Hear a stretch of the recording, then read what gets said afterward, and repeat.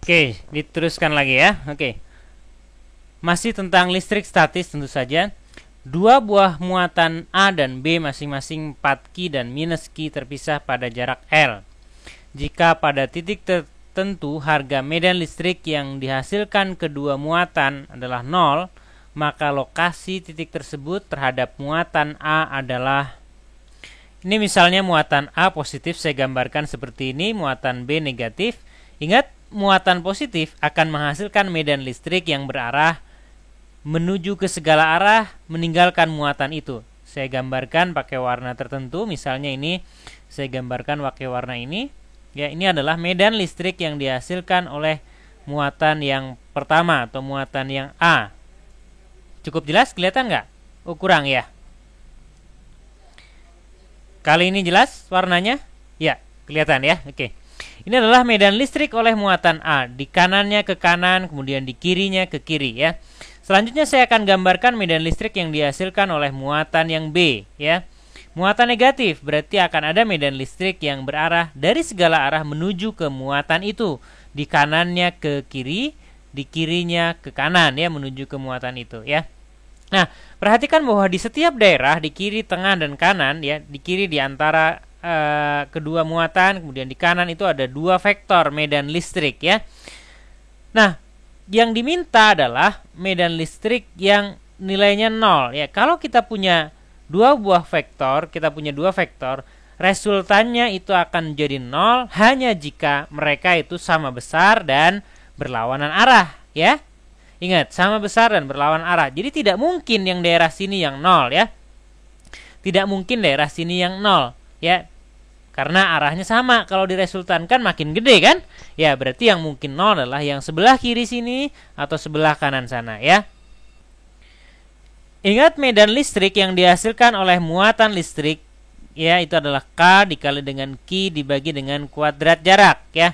Nah, artinya kalau kita ingin mendapatkan di sebuah titik medan listriknya itu sama besar ya, sama besar, medan listriknya sama besar.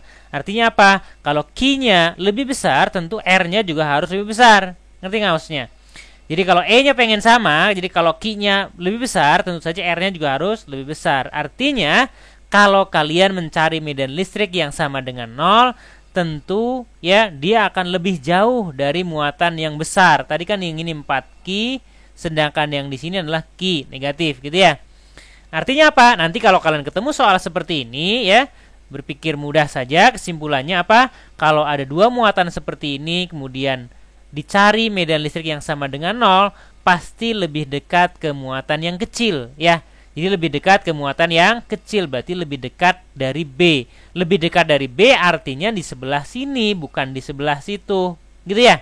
Jadi pasti di sebelah kanan sini titiknya ya.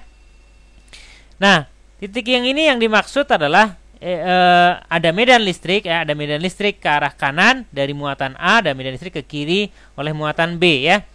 Nah, dari situ kita bisa lihat bahwa X yang diminta adalah jarak dari muatan yang A. Berarti X yang dimaksud adalah X yang ini ya. Nah, X yang ini. Nah, sementara jarak antara kedua muatan itu adalah L ya, ini L yang ini ya, L. Nah, berarti dari B ke sana adalah ya, X dikurangi dengan L. Nah, nilai X inilah yang kita cari ya. Nah, agar medan listriknya 0, berarti nanti kita harus memiliki E di C akibat muatan A harus sama besar dengan E di C akibat muatan B. Itu tadi bel kelas lain ya. Jangan beranjak dari tempat duduk kalian kalau pengen lulus ya. Ya, oke, kita luruskan ya. E pada C oleh A sama besar dengan E pada C oleh B ya. Jadi kita akan punya apa? Persamaannya K dikali dengan pada C oleh A, berarti nanti QA langsung saja saya sebut nih 4Q ya. Nah, kemudian dibagi dengan jaraknya dari C ke A. Jaraknya dari C ke A itu apa? X, berarti ini X kuadrat ya. Sama dengan K dikali dengan QB berapa? Min Q. Tapi nggak usah diikutkan minusnya. Minusnya itu kita gunakan untuk menentukan arah saja. Jadi saya tulis saja Q ya. Dibagi dengan, yuk jaraknya apa? B ke C. C ke B atau B ke C apa? X dikurang L. Jadi ini ada X dikurang L dikuadratkan ya. Sekarang tinggal kesenian berhitung saja ya. K-nya coretin, K terus Q-nya coret ya. Nah, terus kalian lihat bahwa ruas kiri dan kanan semuanya sudah bentuk bilangan kuadrat. Jadi tinggal diakarkan saja ya, tinggal diakarkan saja. Berarti ruas kiri kalau diakarkan jadi tinggal apa persamaannya, jadi 2 dibagi dengan X ya, sama dengan ruas kanan kalau diakarkan jadi 1 dibagi dengan X min L ya. Pindah ke sini ya, kita akan dapatkan kali silang nih, kali silang ya. Nah, kalau dikali silang kita akan mendapati apa? 2X dikurangi 2L ya, sama dengan apa? Sama dengan X ya. Pindah ruaskan, ini ke sini jadi X, 2X min X jadi apa? 2X min X jadi X. 2L nya pindah kanan, 2L ya. Nah, jadi dapat jawabannya apa?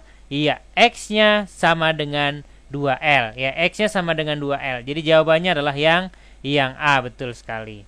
Oke, bisa dimengerti itu? Oke, sip. Ya, silahkan di-download dulu ya.